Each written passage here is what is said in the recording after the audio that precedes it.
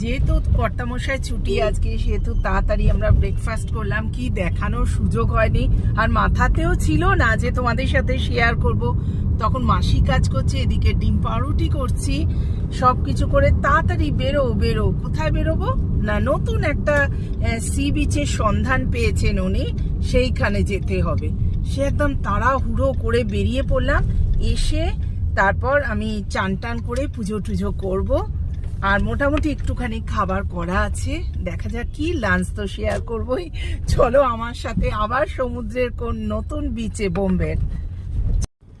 আজকে যে ব্লগটা যাচ্ছে বন্ধুরা, শুধু বিচে যে আমরা ঘোরাফেরা করেছি বা সুন্দর বিচটা, তার ওপর দিচ্ছি। হ্যাঁ, দেখো কিন্তু তোমরা।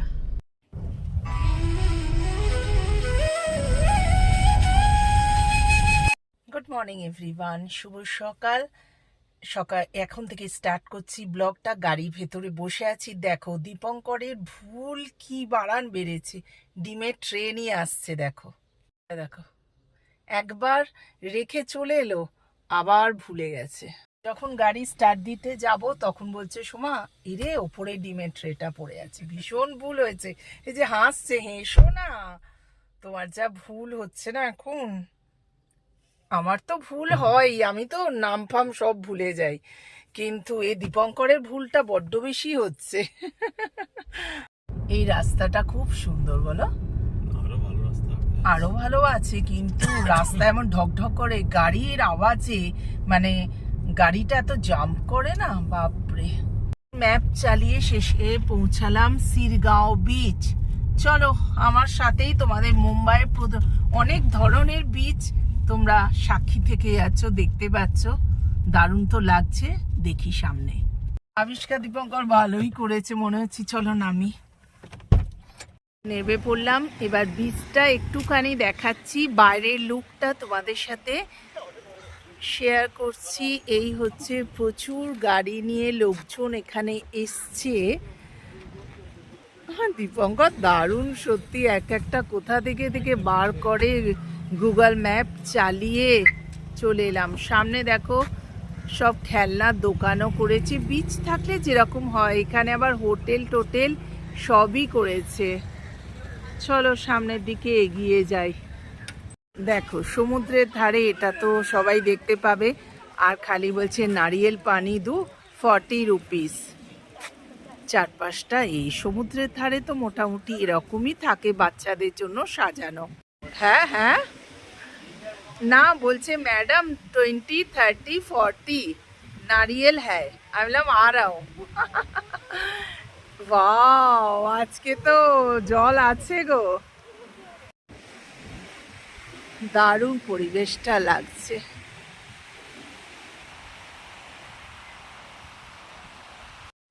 আজকে আবার আমার কর্তামশাই আগে এগিয়ে গেল সমুদ্রের ধারে। যাচ্ছি দাঁড়াও। দুর্দান্ত লাগছে চারিদিকটা, দেখো।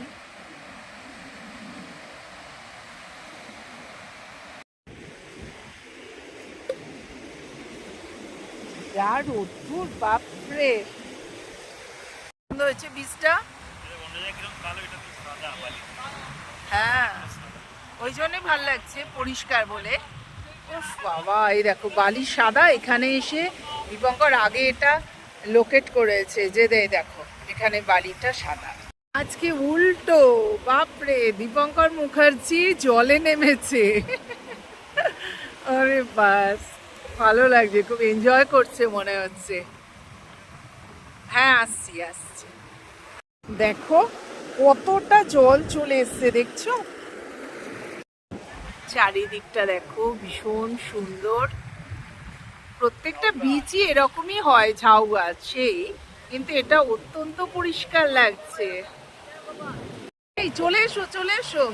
বাপরে কি জোর আসছে। হ্যাঁ তো মনে হাঁটুর ওপর জল চলে আসছে, এত সাহস। তুমি চান করো তাহলে। হ্যাঁ চান করো, কেন যায় না? বাপরে, আমার নামতে মনে হচ্ছে না, জানো, পুরো মনে হচ্ছে ডিপে নেমে যাচ্ছি। এইরকম তো পুকুরে হয়, সমুদ্রে এরকম হয়। হ্যাঁ যেন ডিপে নেমে যাচ্ছি, বাপরে। আমার নাম লিখলাম সোমা, দেখি আসে কিনা জল, এখনো এত দূরে আছে, দেখি উঠে যায় বলে না, এতটা এসে ফিরে গেল।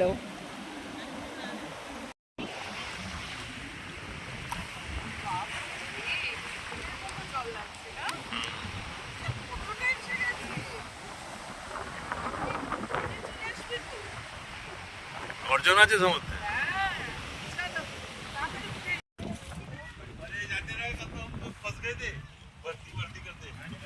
হ্যাঁ, এই গাড়িতে না পুরো দেখো, দাঁড়া দেখাচ্ছি তোমাদের, পুরো ডাব ভর্তি করে নিচ্ছে, দেখছো?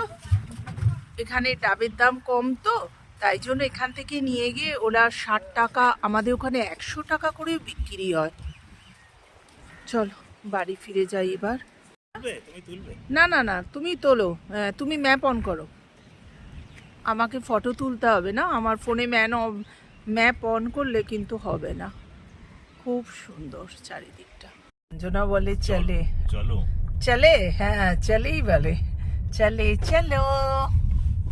চলো, সমুদ্র ঘোরা হয়ে গেল বন্ধুরা, কেমন লাগলো জানাবে তোমরা। হ্যাঁ কি বলছো?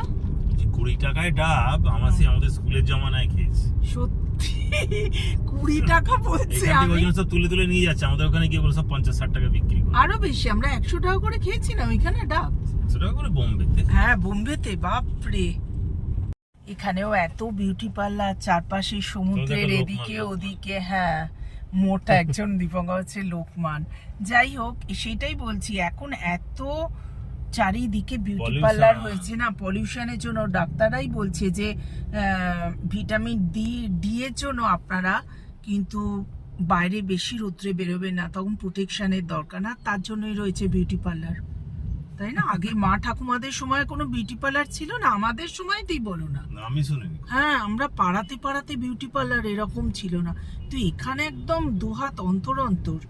কারণ মানুষকে স্কিনের চর্চা এখন করতেই হচ্ছে, প্রোডাক্ট না ইউজ করলে চলছে না, তার জন্য রমরমা চারিদিকে অনেক কিছু, মানে বিউটি পার্লার হচ্ছে, অনেক বিউটি স্যালন হচ্ছে, যেগুলো এই আমাদের সাহারা নিতেই হচ্ছে। তখনকার দিনে নারকোল তেল মাখতাম চুলে, হয়ে যেত। এখন চুলকে রাখতে গিয়ে 10টা রকম মানে প্রোডাক্ট আমরা ইউজ করছি, এটা রুটের, এটা অমুকের, এই সব আর কি। হ্যাঁ, পেট্রোল পাম্প। এটা ঘোরা হয়ে গেল আমাদের সিরগাঁও বিচ। চলে এসে চান টান করে গোপালকে পুজো করে এই দেখো ফ্রাইড রাইস বানিয়ে নিয়েছি। কালকে আমি অবশ্যই চালটা আমি একটুখানি করে রেখেছিলাম ফ্রিজে, একদম ভাত করে রেখেছিলাম ঝরঝরে। আর এই যে দীপঙ্করের প্লেট রেডি, দেখো সুন্দর করে সাজিয়ে দিয়েছি, চিলি চিকেন, স্যালাড আর ফ্রাইড রাইস। এই হচ্ছে আজকে আমাদের লাঞ্চ। তো বন্ধুরা এখানেই রাখছি। কেমন লাগলো আমার সমুদ্র দেখানোর ব্লগটা তোমরা জানাবে। হ্যাঁ, টাটা, নেক্সট ব্লগে দেখা হচ্ছে। কাবেরী জীবন কথা বেশি বেশি করে সাবস্ক্রাইব করবে কিন্তু।